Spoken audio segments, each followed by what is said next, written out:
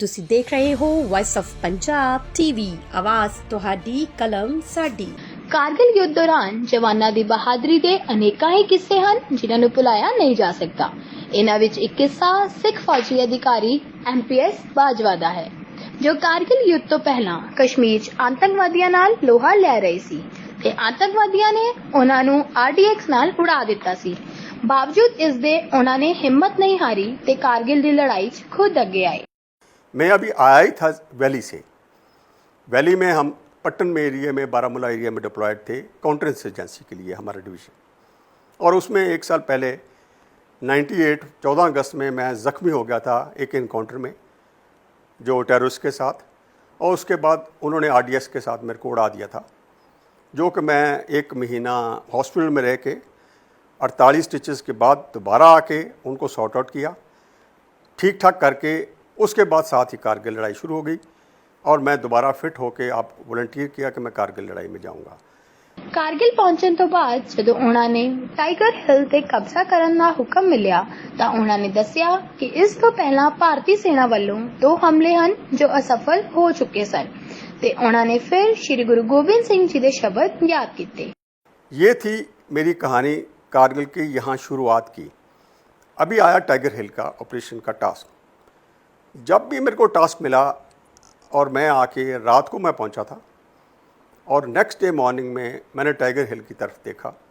एक बड़ा majestic feature है, तो मेरे मुंह से ये मैं को बताने के लिए नहीं बोल रहा, ये अचानक मेरे मुंह से वही श्री गुरु गोबिंद सिंह जी के वो लफ्ज़, वो तुक निकली, दे शिवा बर मोहे इहे शुभ कर्मन ते कबहू ना टरूं अरसो जब जाए लरूं, निश्चय कर अपनी जीत कर। जो निश्चय, दृढ़ निश्चय होता है किसी काम करने का, जीत करने का, वो हर काम के लिए, हर एक आदमी के लिए, हर इंसान के लिए बहुत ज़रूरी है। और वही निश्चय मैंने पहले दिन ही किया था कि ये टाइगर हिल नहीं लेना मैंने। इस तो बाद उन्होंने फौजी अधिकारी ਨੂੰ अपना प्लान दस्या ते पंजाबी च ਇਹ ਕਿਹਾ। किसी भी कॉस्ट पे आपको मैं बताना ज़रूरी समझूंगा कि 3 अटैक टाइगर हिल पे उससे पहले फेल हो गए थे। उस समय 8 सिख ताज़ी आई थी, किस वजह से हुए थे, क्यों हुआ था, मैं उसमें जाना नहीं चाहता। 8 सिख ऑलरेडी डिप्लॉयड थी और 25 आदमी अपने गवा के बैठी थी। दूसरी पलटन जो मेरे को मिली वो 18 ग्रेनेडियर्स थी, जो कि टॉलोलिंग की बैटल पहले लड़ चुकी थी और गुमरी एरिया में नीचे आके रेस्ट कर रही थी। उनके 60 आदमी कैजुअल्टीज हो चुके थे। और आप अभी समझ सकते हो कि एक पलटन वो थी जो कि आसपास डिप्लॉयड थी, जिसको मैं ऊपर चढ़ा नहीं सकता था, यूज़ नहीं कर सकता, सिर्फ फोम बेस की तरह इस्तेमाल कर सकता था। और दूसरी एक ही पलटन थी मेरे पास जो कि 18 ग्रेनेडियर्स थी, और टास्क टाइगर हिल था। पर जब मंसूबा बनाना है, जो मेरी प्लान थी वो एक बहुत ही कठिन प्लान थी, जो कि राइट साइड से मैंने लेफ्टिनेंट बलवान को और योगेंद्र यादव को चढ़ाया पहाड़ों के ऊपर। पहले तो सब सोचते रहे कि शायद ये प्लान काम ना आए, पर मैंने कहा कि जो यही प्लान अगर काम आई तो यही आएगी, क्यों जो जितनी देर मैं सबसे ऊपर छत को कब्ज़ा नहीं कर लेता, चोटी के ऊपर कब्ज़ा नहीं कर लेता, उतनी देर मेरे को चैन नहीं है। मैं नीचे से ऊपर नहीं जाना चाहता, मैं ऊपर से नीचे आऊँगा।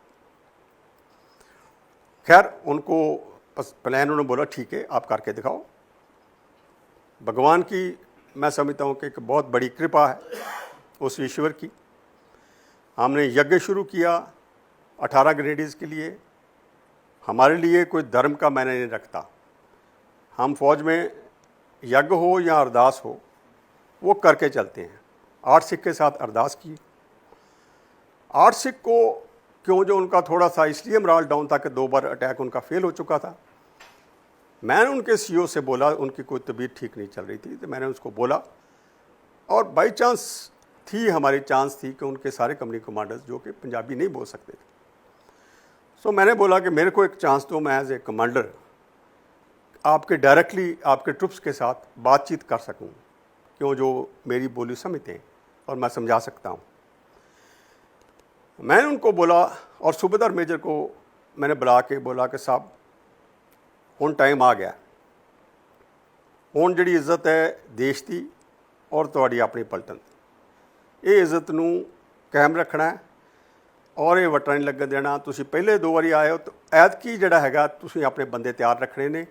ਉਹਨਾਂ ਨੇ ਕਿਹਾ ਕਿ ਤੁਹਾਨੂੰ ਮੈਂ ਇਸਤੇਮਾਲ ਨਾ ਕਰਾਂ, ਪਰ ਮੈਂ ਤੁਹਾਡੇ 60 ਬੰਦੇ ਜਾਂ 50 ਜਾਂ 60 ਬੰਦੇ ਦੇ ਵਿੱਚ ਮੈਨੂੰ ਚਾਹੀਦੇ ਨੇ, ਜਿਹੜੇ ਕਿ ਮੈਂ CEO ਨੂੰ ਵੀ ਕਿਹਾ ਔਰ ਜਿਹੜੇ ਕਿ ਉੱਪਰ ਜਾ ਕੇ ਇਹ ਜਕਾਰੇ ਜਿਹੜੇ ਕਹਿ ਰਹੇ ਸੀ ਕਿ ਥੱਲੇ ਫੇਂਟ ਅਟੈਕ ਨੀਚੇ ਕਰੋਗੇ, ਇਹ ਜਕਾਰਾ ਜਾ ਕੇ ਉੱਪਰ ਗੂੰਜੇਗਾ ਟਾਈਗਰ ਹਿੱਲ 'ਤੇ। ਇਹ 'ਚ ਤੁਹਾਨੂੰ ਕੋਈ ਸ਼ੱਕ ਨਹੀਂ ਹੋਣਾ ਚਾਹੀਦਾ। ਇਹ ਮੈਂ ਤੁਹਾਨੂੰ ਇਸਤੇਮਾਲ ਕਰਨਾ ਹੀ ਕਰਨਾ ਹੈ। ਇਹ ਹੈਂਡ ਪਿਕ ਕਰੋ ਔਰ ਮੈਨੂੰ ਇਨਫੋਰਮ ਕਰੋ। ਤੁਸੀਂ ਦੇਖਿਆ ਸੀ ਕਿ ਇਸ ਤਰ੍ਹਾਂ ਬ੍ਰਿਗੇਡੀਅਰ ਬਾਜਵਾ ਜੀ ਨੇ ਹਿੰਮਤ ਨਹੀਂ ਹਾਰੀ ਤੇ ਆਖਿਰ 'ਚ ਉਹਨਾਂ ਨੇ ਟਾਈਗਰ ਹਿੱਲ ਤੇ ਕਬਜ਼ਾ ਕਰ ਰਹੇ ਪਾਕਿਸਤਾਨੀਆਂ ਨੂੰ ਮੂੰਹ ਤੋੜ ਜਵਾਬ ਦਿੱਤਾ।